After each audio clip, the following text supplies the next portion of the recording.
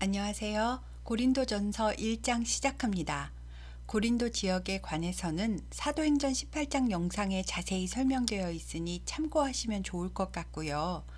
고린도 교회는 사도 바울이 2차 전도 여행 때 약 1년 반 동안 고린도에 머물면서 세운 교회입니다. 이때 고린도에서 바울이 브리스길라와 아굴라 부부도 만났는데요. 고린도에서 복음을 전할 때 바울은 고린도에 사는 유대인들의 반발 때문에 엄청 힘들어 했었습니다. 또 당시 그리스보를 이어 회당장이 되었던 소스데네를 유대인들이 법정 로마 총독 갈리오 앞에서 때렸다는 이야기가 사도행전 18장 17절에 나오는데요.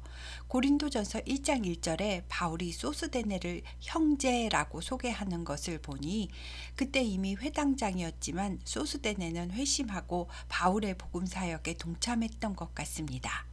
그리고 고린도 전서를 소스데네가 대필한 것 같다라고 보기도 한답니다. 고린도 전서는 바울의 3차 전도 여행 때 에베소에서 2년 3개월 동안 머무르면서 기록한 편지인데 바울이 에베소에 있는 글로에라는 여자 집사님 집에 머물렀을 때 이 글로에의 집안 사람들이 전해준 고린도 교회에 관한 소식과 문제들에 대해 보고를 받고 고린도 교회를 위해 편지를 쓴 것입니다. 글로에는 영어로 클로이라고 하는데요. 푸른 잎이 무성한이라는 뜻입니다. 당시 고린도 교회에는 여러 가지 문제들이 있었지만 가장 심각한 문제는 분열이었습니다. 고린도 교회는 바울파, 게바, 즉 베드로파, 아볼로파, 그리스도파 이렇게 파를 나눠서 서로 분열되어 있었답니다. 아볼로는 구약에 능통했던 성경 교사였는데요. 에베소에서 브리스길라와 아굴라 부부에게 가르침을 받고 후에 바울의 동역자가 되어 고린도에서 복음 전도자와 성경 교사로 사역하고 있었습니다. 1장 1절에 바울은 먼저 내가 사도가 된 것은 바로 하나님의 뜻에 의해 주어진 것이다 라는 것을 분명히 밝히고 그리스도 예수의 사도로 부르심을 받은 나 바울과 형제 소스데네는 고린도에 있는 모든 성도들에게 은혜와 평강이 있기를 원한다 라고 인사를 합니다. 그리고 고린도 교회 성도들에게 형제들아 라는 표현으로 부르면서 고린도 교회 안에 분열이 없도록 같은 마음으로 같은 말을 하고 같은 뜻으로 온전히 합하여 하나가 되라 라고 말합니다. 네, 형제들아, 내가 글로에의 집 사람들 편으로 고린도 교회에 분쟁이 있다는 소식을 들었다. 너희가 각각 나는 바울에게 속했다. 나는 아볼로에게 속했다. 나는 게바에게 속했다. 나는 그리스도에게 속했다라고 하며 팔을 나눴다는 소식을 들었는데 형제들아 그리스도께서 어찌 나뉘었느냐? 나 바울이 너희를 위해 십자가에 못 박혔느냐? 너희가 세례 받을 때 예수님의 이름으로 세례를 받았지 언제 바울의 이름으로 세례를 받았더냐 말이다. 나는 그리스보와 가이오 외에는 너희 중에 아무에게도 세례를 준 적이 없다. 내가 전에 사람들에게 세례를 베풀지 아니한 것을 감사하노니 이는 아무도 나의 이름으로 세례를 받았다 말하지 못하게 하려 함이라.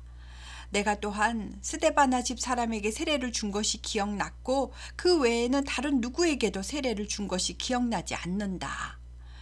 그리스도께서 나를 사도로 보내신 것은 세례를 주라고 보내신 것이 아니고 오직 복음을 전하게 하시려는 것이다.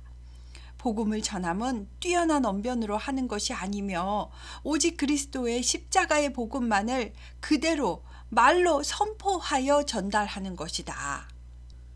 예수님의 죽음과 부활을 통한 복음이 즉 십자가의 도가 믿지 않는 세상 사람들에게는 미련한 것으로 보일지라도 구원받은 우리에게는 죄와 사망을 이기는 강력한 하나님의 능력이 되는 것이다. 이사야 29장에 기록된 대로 하나님은 내가 지혜 있는 자들의 지혜를 멸하고 총명한 자들의 총명을 폐하리라 라고 하셨으니 하나님의 십자가 도 앞에 자기가 지혜가 있다고 내세울 사람이 있겠느냐? 십자가의 도 앞에 나는 학식이 뛰어난 선비라고 내세울 자가 있겠느냐? 나는 이 세대의 뛰어난 변론가라고 감히 말할 자가 있겠느냐 말이다. 오히려 하나님은 세상이 뛰어나다고 말하는 것들을 미련하게 여기신다.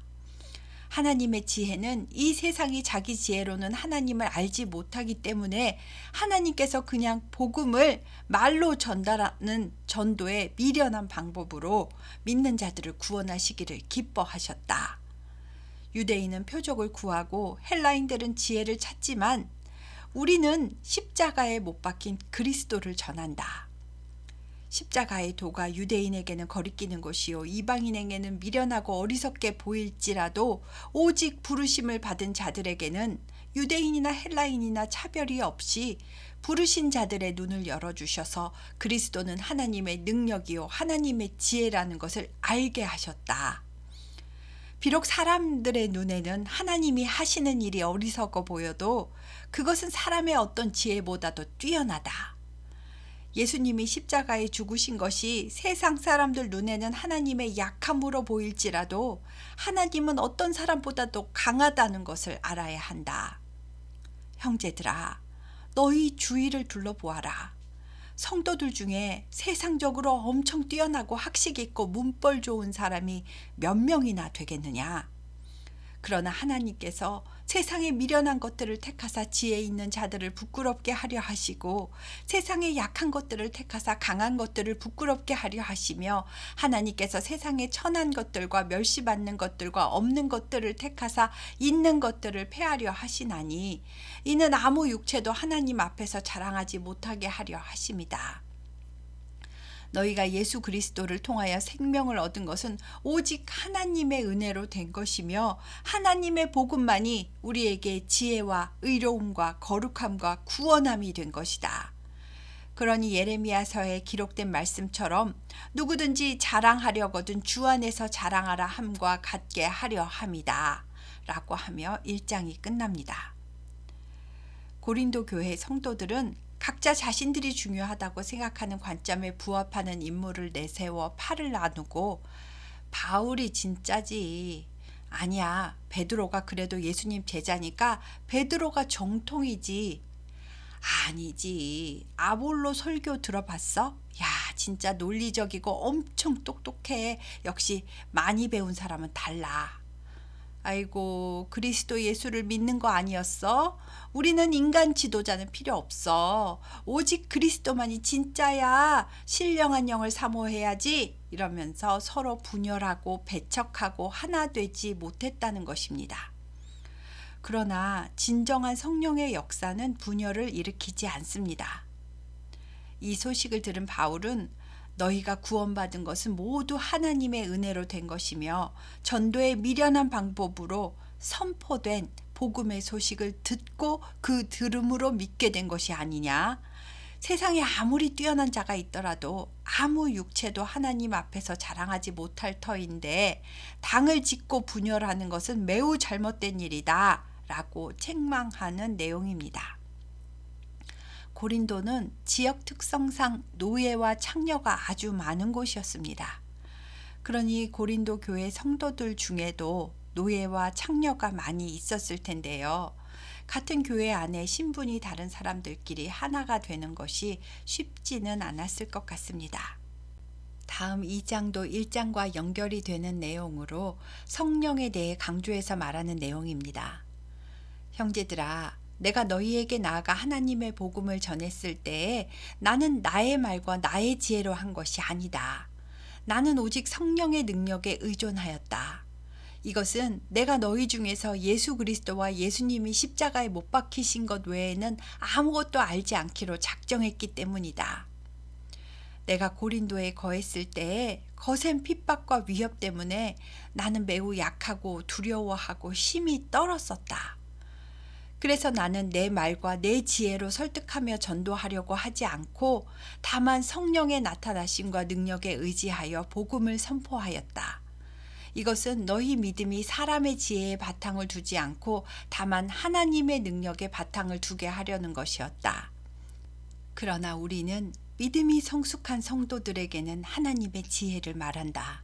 이 지혜는 세상의 지혜가 아니고 오직 은밀한 가운데 있는 하나님의 지혜를 말하는 것이며 하나님께서는 우리를 영광스럽게 하시려고 영세전에 미리 정하신 지혜이다. 이 지혜는 십자가를 통한 구원 계획에 관한 진리로 하나님께서 영세전에 미리 예비하신 것이다. 하나님의 이 지혜를 이 세대의 통치자들 중에서 한 사람도 알지 못하였나니 만일 알았더라면 영광의 주를 십자가에 못 박지 않았을 것이다. 이는 이사야 64장에 하나님이 자기를 사랑하는 자들을 위하여 예비하신 모든 것은 눈으로 보지 못하고 귀로 듣지 못하고 사람의 마음으로 생각하지도 못하였다 함과 같은 것이다. 하나님께서 오직 하나님의 성령으로 이것을 우리에게 보이셨으니 성령은 곧 하나님의 깊은 것까지도 통달하시느니라. 사람의 속마음을 그 사람의 속에 있는 영 외에 누가 알 수 있겠느냐. 이와 같이 하나님의 일도 하나님의 영 외에는 아무도 알지 못하느니라.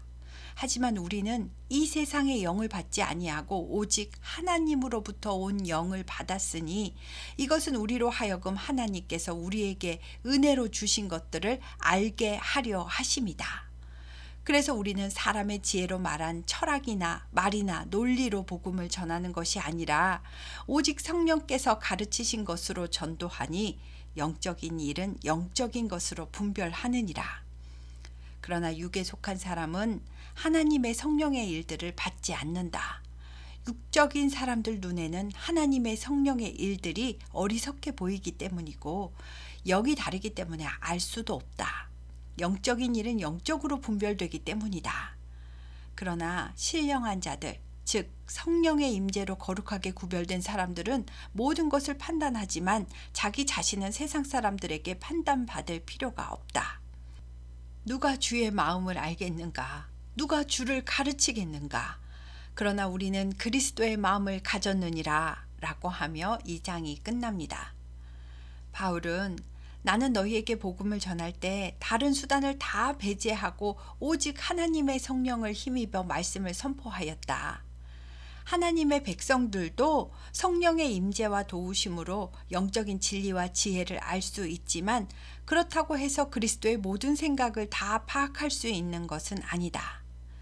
하지만 우리 안에 내주하시는 성령께서 예수님의 지혜의 말씀과 하나님의 섭리를 깨닫게 해주신다는 것을 알고 믿는 자들은 한 성령 안에서 너희 마음에 세상 것을 첨가하지 말고 하나가 되어야 한다 라고 말해주는 내용입니다. 세상에 어떤 유명한 학자들이 쓴 책의 화려한 어휘들이나 과학적인 분석으로도 음유를 딱딱 맞춘 한방에 있는 명언으로도 성경 말씀 한 구절을 그냥 읽는 것만 못하구나 라고 느끼신 적이 있지 않으신가요? 바울이 그랬던 것처럼 이 세상 온 교회의 강단에서는 사람의 지혜의 말이 아니라 오직 성경 말씀만 선포되었으면 좋겠다는 바람입니다. 다음은 3장입니다. 바울이 보기에 고린도 교회 성도들의 영적 수준은 젖먹이 어린아이와 같아서 깊은 영적인 이야기들을 나누기에는 아직 역부족하다라고 하며 더 깊은 이야기는 아직은 너희가 감당하지 못할 것 같아서 기본적인 이야기만 하겠다라고 말합니다. 왜냐하면 고린도 교회 성도들은 아직도 시기와 분쟁 가운데 있으니 이것은 영에 속한 자의 행동이 아니라 육에 속한 자의 행동이기 때문이랍니다. 바울파, 아볼로파 이렇게 당을 짓는다는 것 자체가 육에 속한 사람들의 행동이라는 겁니다. 바울은 형제들아, 바울은 무엇이고 아볼로는 무엇이냐? 주께서 각 사람에게 주신 은사대로 복음을 전한 그냥 하나님의 사역자들일 뿐이다. 식물에 비유한다면 내가 복음의 씨를 너희들 마음에 심었다면 아볼로는 물을 주는 역할을 맡아서 물을 주는 사역을 한 것이다.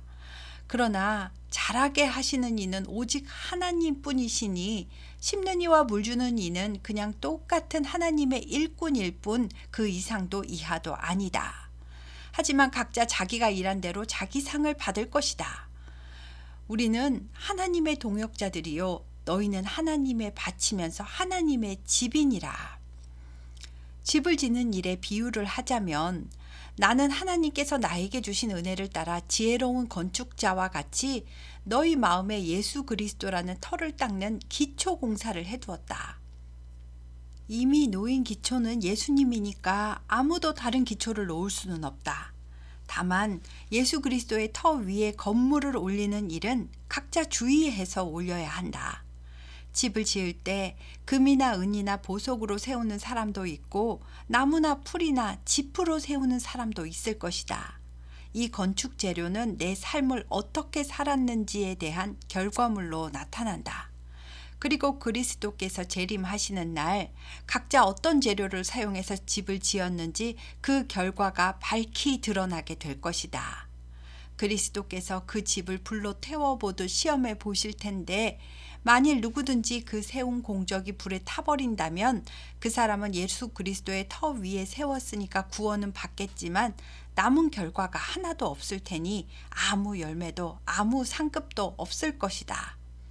그러나 예수 그리스도 위에 세운 삶의 공적이 그대로 있다면 누구든지 상을 받을 것이다 라고 비유로 말해 주었습니다. 한마디로 믿는 자답게 바르게 잘 살아야 한다는 말입니다. 이 비유는 세례받고 구원이 확정된 성도에게 말해주는 내용이니까요. 믿지 않는 사람들과는 상관이 없는 내용입니다.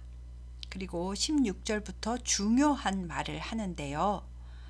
너희는 너희가 하나님의 성전인 것과 하나님의 성령이 너희 안에 계시는 것을 알지 못하느냐? 누구든지 하나님의 성전을 더럽히면 하나님이 그 사람을 멸하시리라. 하나님의 성전은 거룩하니 너희도 그러하니라. 아무도 자신을 속이지 말라. 너희 중에 누구든지 이 세상에서 지혜 있는 줄로 생각하거든 어리석은 자가 되라. 그리하여야 지혜로운 자가 되리라. 이 세상 지혜는 하나님께 어리석은 것이니 욥기서 5장에서는 하나님이 지혜 있는 자들로 하여금 자기 꾀에 빠지게 하신다라고 기록되어 있고 시편 94편에는 주께서 지혜 있는 자들의 생각을 헛것으로 아신다라고 기록되어 있느니라. 그런즉 누구든지 사람을 자랑하지 말아라. 만물이 다 성도의 것임이라.